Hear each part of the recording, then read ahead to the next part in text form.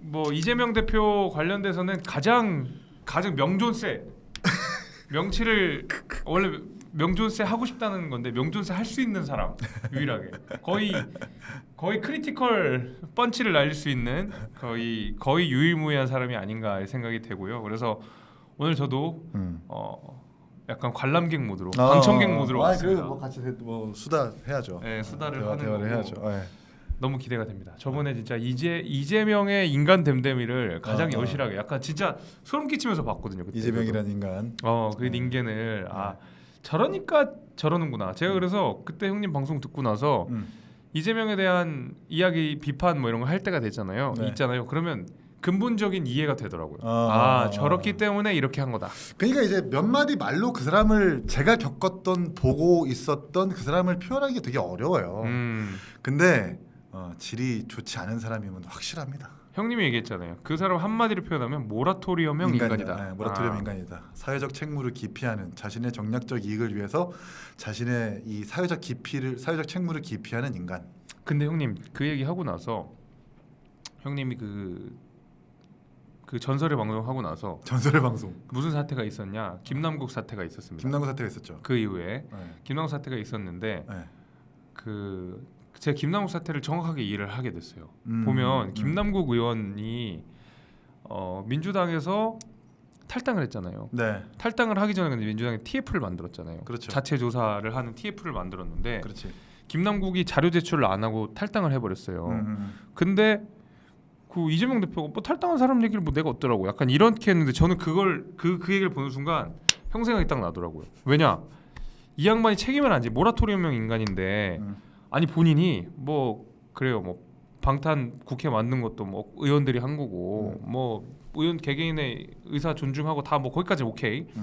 근데 김남국 의원 사태에 대해서 본인이 일말의 책임이라도 있으면 김남국 의원이 탈당한다고 했을 때 말렸어야지. 말리거나 아니면 적어도 난 그래도 탈당할 거야 하면 야 너 내가 대표로 있는데 네가 이런 식으로 탈당하면 돼? 그렇지. 너 이런 식으로 나가면 복당 못해. 나 있는 동안은. 그렇지. 이 얘기를 해야 되는데 한마디도 안 하더라고요. 당에서 조사를 한다고 했을 때 김남국 의원이 자료 제출을 하기 전에 의원총회가 열리고 갑자기 이재명 대표가 나가서 뭐라고 합니까? 김남국 의원이 탈당을 해버렸습니다. 그러니까 이게 뭐야? 대선 때 계속해서 자기 소위 말하는 가방 모찌로 들고 다녔던 사람이 이 탈당은 옳다 그르다 가치 판단도 없이 탈당을 해버렸습니다. 우리는 책임을 지겠습니다. 이제 탈당한 사람은 우리가 얘기할 수 없죠. 그냥 그게 이재명이에요. 그러니까 그게 이재명이라는 사람이야. 아니 상식적으로 네. 그 정도로 위중한 상황을 탈당한다 그러면 기자회견 열겠어요. 나 같으면 진짜 이놈이 그냥 도망가려고 하는 것 같다 하면 딱 그 기자회견 열어가지고 김남국 의원 탈당 그래 뭐 지가 탈당하는 것까지 내가 못 말리겠습니다만은 제가 당대표로 있는 한 눈에 흙이 들어와도 김남국 의원 복당은 없습니다. 왜냐면 제가 만든 TF에서 응하지 않았기 때문에 라고 얘기를 했을 것 같거든요. 그렇지. 근데 전혀 하지 않았어요. 아니면 그 반대로 난 끝까지 김남국 지키겠습니다라고 하든가. 그러니까 솔직하게. 그것도 아니잖아. 뭐 의리도 없고 그렇다고 해서 지가 살겠다고 혼자 갑자기 김남국 혼자 탈당해버렸고 우리는 탈당한 사람들은 더 이상 이야기할 가치가 없습니다라고 해버리면 당 대표 제1야당 거대 야당의 대표의 책임감을 어떤 국민들이 느끼겠는가. 그러니까요. 그건 이제 아주 저는 기시감에 드는 거죠. 그러니까 아무도 이재명 대표의 말을 못 믿는다는 거죠. 그렇죠. 그래서 오늘 정한 첫 번째 주제가 그래서 바로 이재명 불체포 특권 포기 이거를 그 누구도 제대로 이야기할 수 없다. 이재명이라는 인간 댐댐이를 이해하지 않는 이상. 그래서 그렇지. 이제 형님이 얘기를 해주셔야 될 것 같은데 그 주제 들어가기 전에 슈퍼챗부터 읽겠습니다.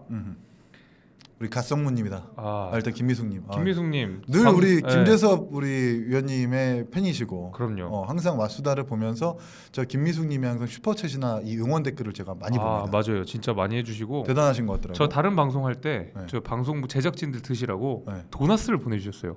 도봉이 나은 스타의 도나스. 진짜 도나스를 보내주셨어요. 그래서 CBS에 한번 보내주시고 YTN도 한번 보내주셨습니다. 아유 감사합니다. 감사합니다. 타구님 이기능 오셨군요. 앞으로 격주하다가 매주 갑시다. 도나스와 같이 정치화사 캐리 가자. 형님이 캐리 다 하셨죠. 뭐. 오늘도 재미난 얘기 들려주실 거죠? 화이팅, 구독, 좋아요, 알림 설정 누르고 10만 가자. 제가 타구님 해주신 저 말씀 주신 내용 이어서 하나 하면 오늘도 정치와 스타 단독이 있습니다. 그렇지. 형님이 방송 들어가기 전에 저한테 자료 3개를 보내주셨는데 그렇지. 그 어디서 공개하지 않은 정치와 스타 단독 단독 제조기야. 단독 제조기입니다. 오늘 기다리세요. 제조기야. 네, 기다리세요. 기다리십시오. 네, 끝까지 저 방송 후반대 나오니까 나가지 말고 기다리셔야 되고요. 성문이 형 원래 오늘 끝나고 같이 갓성문. 갓성문 형님이랑 오늘 맥주 한잔 하려고 했었는데 일정이 그러니까요. 이렇게 저렇게 되면서 기자들이랑 좀 오늘 일정이 좀 있으시는 바람에 꼭 제가 자리 네. 마련하겠습니다. 갓성문. 좋습니다. 네. 좋습니다. 같이 이 정치어스타 멤버들끼리 또 술 하면 또 재밌거든요. 정말 네. 이거 한번 우리 갓성문님 페이스북에서 우리 김재섭 위원님이랑 그 이상민 크리에이터와 함께 맞아. 천하람도 있었고. 사진을 봤는데 사진 한 장면 자체로도 엄청 즐거워 보였고, 그죠? 막 네. 행복감이 뿜뿜 맞아요. 느껴지더라고요. 그날 저랑 천하람 위원장이랑 그 상민이랑 성문이 형이랑 넷이서 이제 술 한잔 했거든요. 되게 재밌게 좋은 얘기, 재밌는 얘기 많이 그러셨을 것 했습니다. 같아요. 네, 다음에 꼭 저도 무조건 불러주시면 합류하겠습니다. 정치와스타 멤버 그다음에 거의 효자 코너를 만들어주신 장본이기 때문에 그렇게 당연히 해야죠. 자, 그러면 이제는 그 어디서도 들을 수 없었던 이재명 대표 불체포 특권 포기의 내막. 이게 정치적 의미 이런 거 아니에요. 우리 그런 거 안 해. 불체포 특권 이재명이 왜 저런 얘기를 했을까? 그 궁금증이 있습니다. 그 이야기를 형님이 해주시는 게 좋을 것 같아가지고 이 주제를 아껴뒀다 들고 왔습니다. 결론부터 얘기할게요. 결론부터 좋다. 불체포 특권을 포기하지 않았습니다. 하지 않았어요? 그게 팩트예요. 팩트예요? 왜요? 팩트입니다. 왜요? 교섭단체 대표연설에서는 불체포 특권을 포기하겠다고 정치적인 선언만 했죠.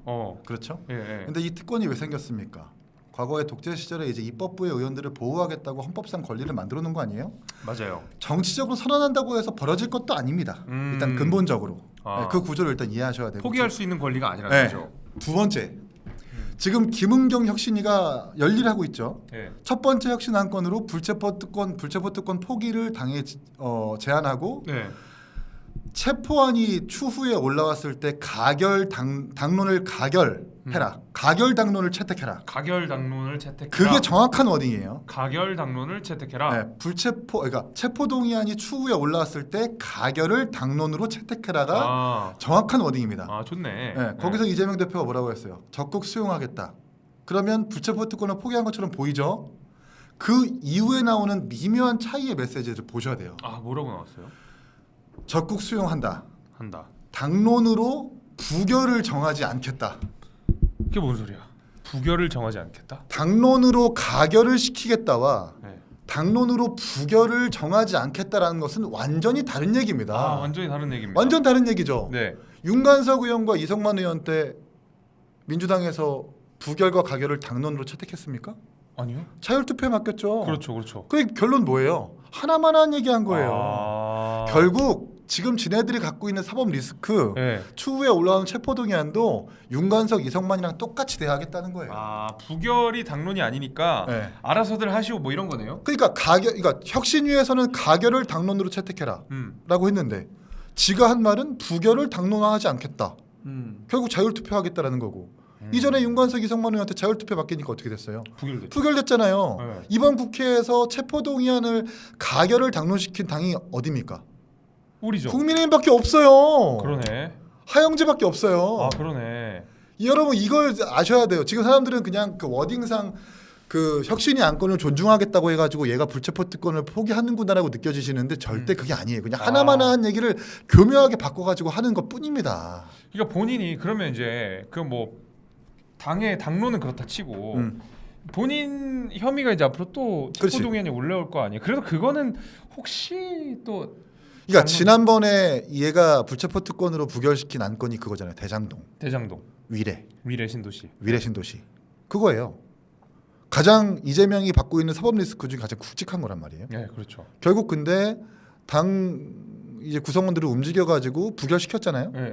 그러면 법원과 검찰에서 봤을 때 이 굵직한 사건을 지금 불구속 기소해가지고 하고 있는데 남아 있는 이 혐의가 뭡니까?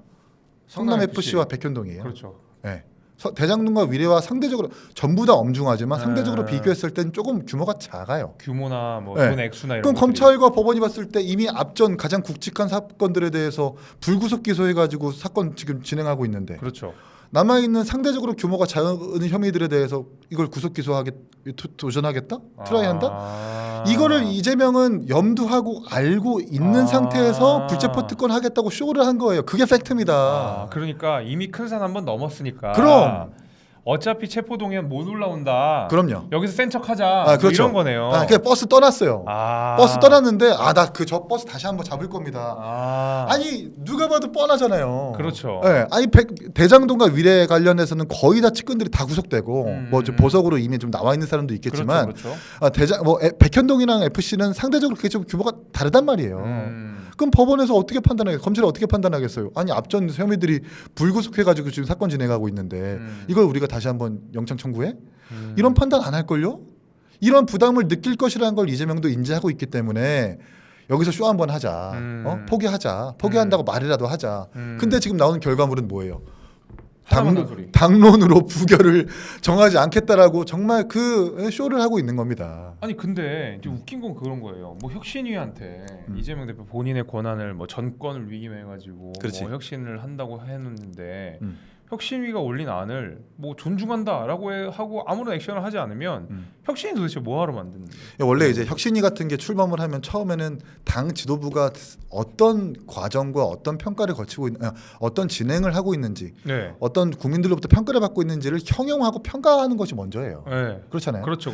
근데 이재명 대표가 교섭단체 대표 연설에서 불체포 특권을 먼저 얘기한 다음에 그 발자국을 따라가는 듯한 불체포 특권을 첫 번째 혁신을 안건을 한다는 것은 그냥 이 혁신위는 이재명의 체제 존속을 위해서 유지하는 그냥 외곽 조직이다라고밖에 표현할 수가 없습니다. 아니 그 형님 그렇게 말씀하셨으니까 그 내용이 하나 기억이 나는데 그 김은경 혁신위원장한테 기자들이 물어봤거든요. 이재명 대표의 사법 리스크 어떻게 하실 거냐 물어봤더니 김은경 위원장이 사법 리스크는 말 그대로 사법부의 판단이기 때문에 나는 모릅니다라고 했거든요. 그럼 사실 그러면 이재명 대표에서 아무것도 안 하겠다는 거예요. 그러니까. 네. 그렇게 하면 또 지난 이해가 되네요. 5월달에 이제 민주당이 이미 그 공천 룰을 확정했잖아요. 하급심에서 유죄 판결된 사람은 원래 출마자로 부적격하다는 조항을 삭제한 것 아닙니까? 진짜 혁신위가 의지가 있다면 이재명에 대해서도 성역 없이 전부 다 개혁의 대상이라고 삼을 거라면 그런 것부터 건드려야죠.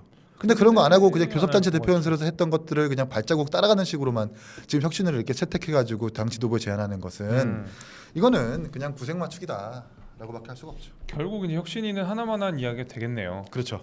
그리고 또 약간 이게 이제 제가 비대위를 해봤잖아요.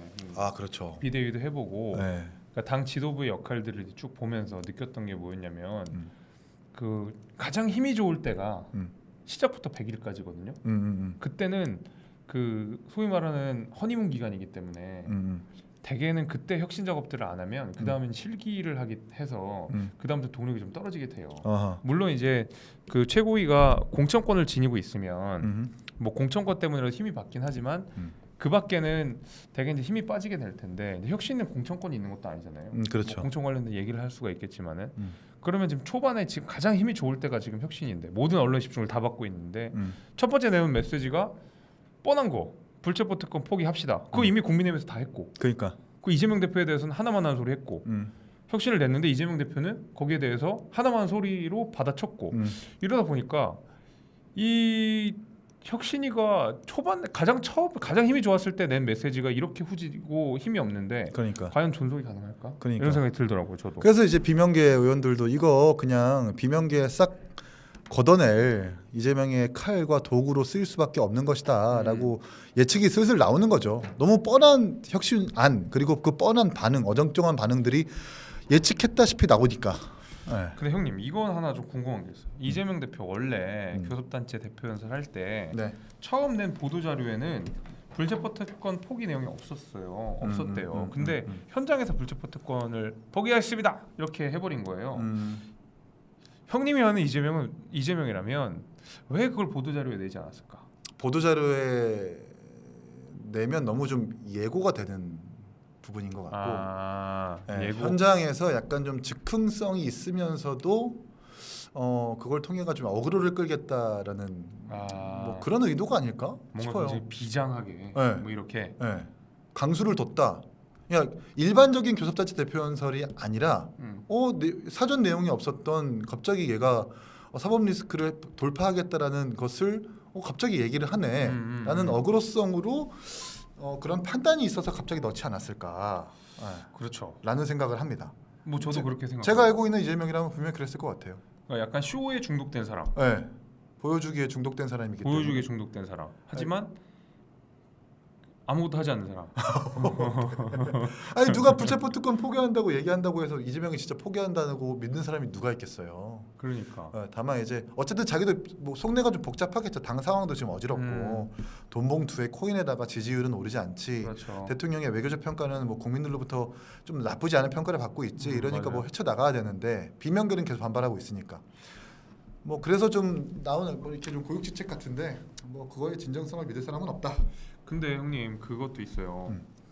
제가 그 이재명의 불체포 특권 포기 논란을 보면서 조금 걱정이 됐다면 걱정이 되는 거고 뭐 당연하다면 당연한 건데 되게 이제 지도자의 말을 가지고 비판도 하고 아 저거 틀렸다라고 저기 저 말도 안 되는 개소리야라고 하는 경우는 많이 봤는데 실제로 김기현 대표 얘기가지고 그랬잖아요. 뭐 건보료 저 중국인 건보 뭐 어떻게 해야 된다 막 이런 얘기하면 그 팩트 틀렸다 뭐 너무 그 정치적인 공격 아니야 이런 공격은 들으는데 김기현 너 거짓말 하지 마라는 얘기는 안 하거든요. 근데 이재명 대표한테는 내용을 따지는 게 아니라 거짓말 구라치지 마 이게 다 대부분의 비판인 거예요.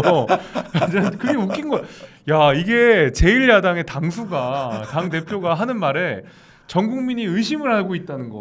그럼. 이거는 좀 심각한 문제라고. 아니 당연하죠. 뭐 자기 측근이 죽었는데 측근이 죽어도 자기를 모르는 사람이라고 했으니 그 가장 또렷한 기억 때문에 그 사람의 모든 발자취와 말들이 네. 신빙성이 없어진 거예요. 다만 지금 이재명은 그 개딸들과 강성 지지층에 휩싸여 가지고 계속 그냥 연명하고 있는 것뿐이죠. 이제는 더 이상 신빙성 없는.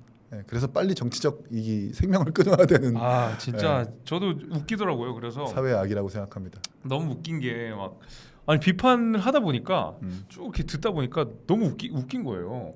아니 왜 사람들이 저 사람의 말을 비판하는 게 아니라 왜 사람 말을 못 믿겠다고 다들 그러나 저는 그래가지고 좀 재밌어요. 그래서 돌아서면 거짓말하고 이런 게 보이니까 요즘 미디어가 발달하니까 금방금방 확인하면 거짓말이라는 걸 알잖아요. 그러니까요. 성남시의회 회의록도 찾아보고 이 사람이 뭐 다수당이든 어디든 자기가 하는 말이 금방 검증이 되니까 얘는 더 이상 자기가 하는 말을 이게 빈대떡 뒤집듯이 뒤집는 사람이라는 걸 이제 보편적인 대다수의 국민들이 알게 되는 거죠. 그러니까요. 그래서 이제 이재명 대표 체제가 얼마나 더 갈지 이제 이게 결국 우리 또 관심사도 그런 부분 아니겠습니까? 그렇습니다. 네, 제가 그 방송 순서 원래 조금 다른데 먼저 이낙연 얘기를 좀 해야 될 것 같아요.